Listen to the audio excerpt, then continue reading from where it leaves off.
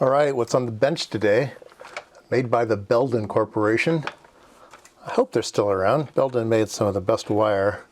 They're from Chicago, Illinois, in the USA. This particular wire is a coax, coaxial, which means it has a center conductor and a shield.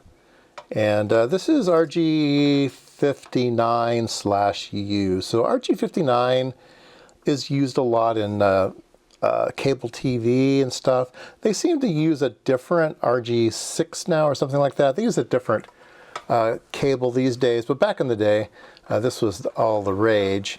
And it's still good for certain things. It has a particular impedance that makes it nice with dipole antennas. Dipole antennas like to be fed around 73 ohms, something like that. I think this might be 75 ohm coax or something. I forget what the specification, but it's somewhere between 70 and 75 is the impedance of this coax, okay?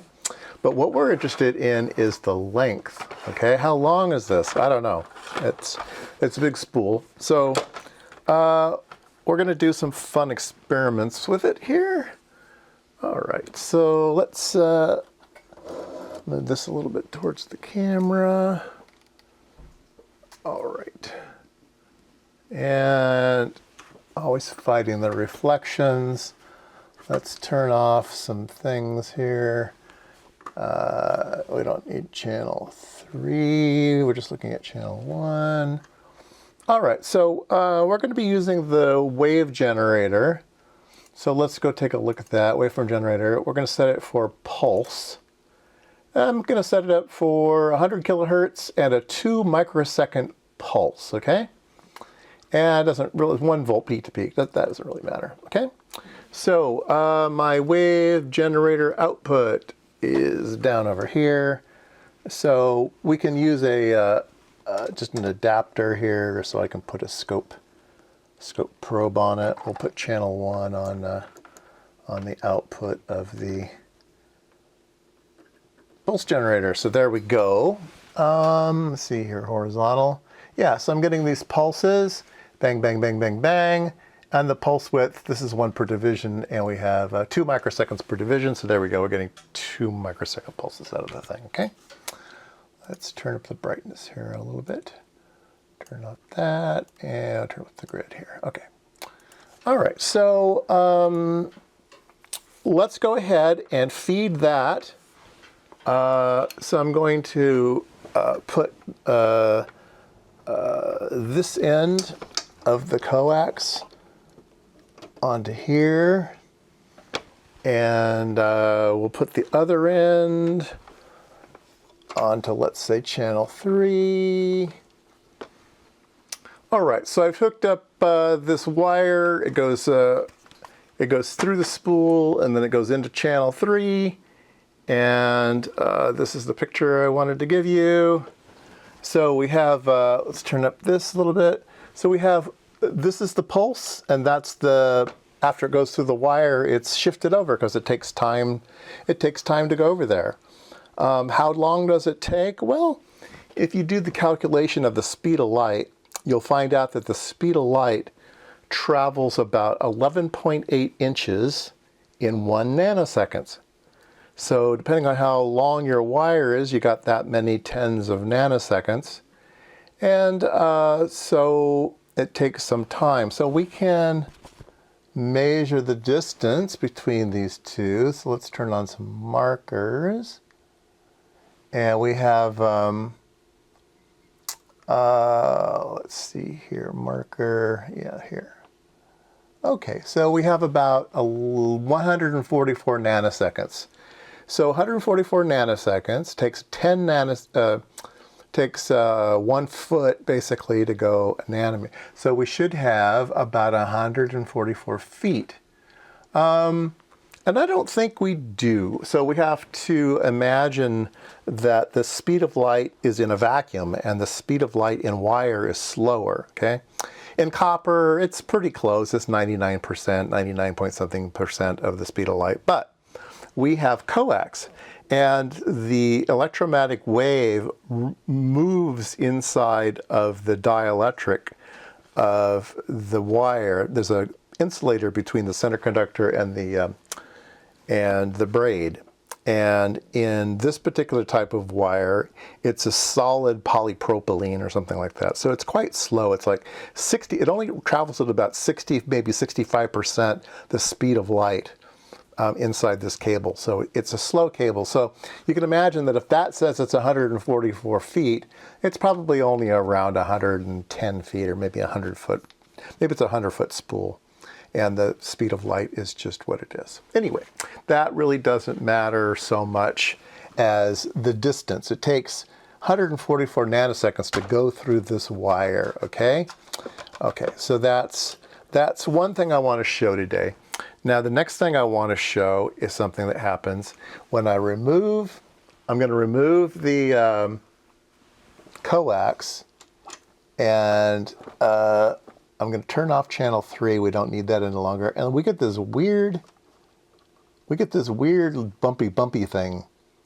So instead of our pulse looking really nice, remember it used to look like that. It's got this little bump, but okay.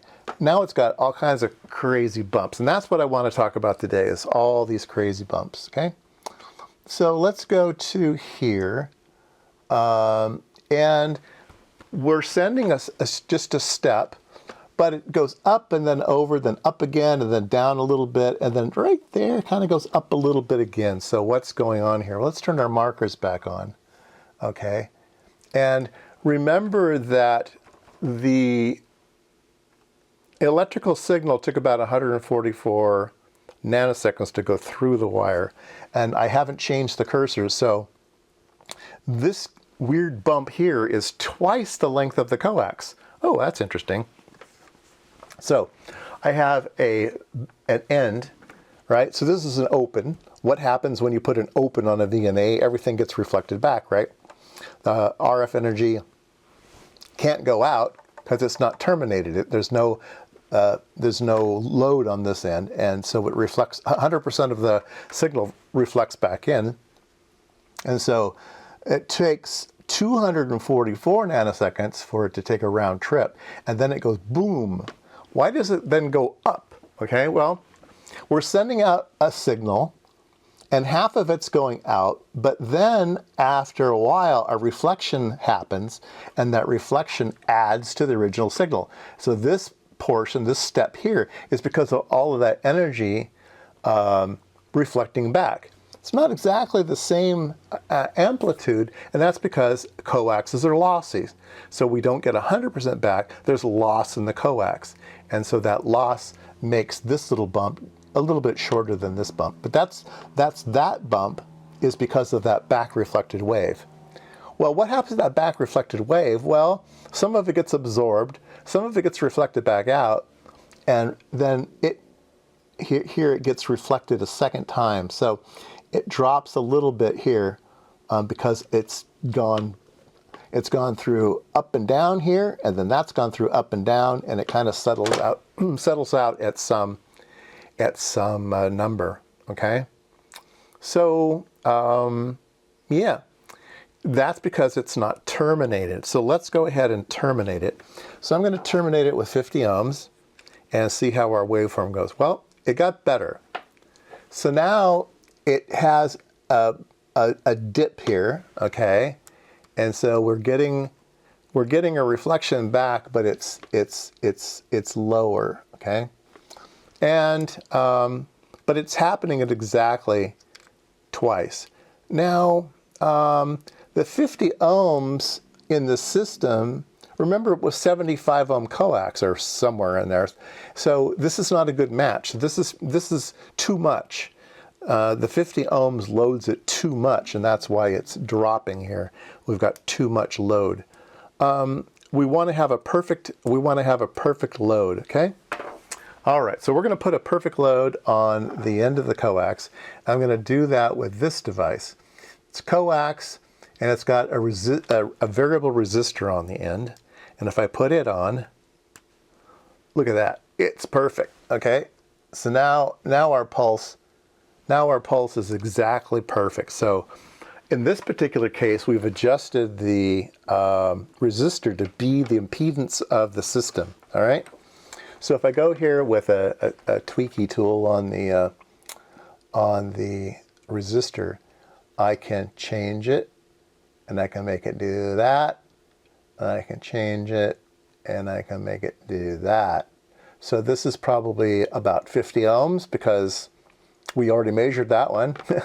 And then if I go here, we're going to go to maybe 70 something ohms, and then maybe way down here we're at 80 ohms or something like that. Okay, it's too much.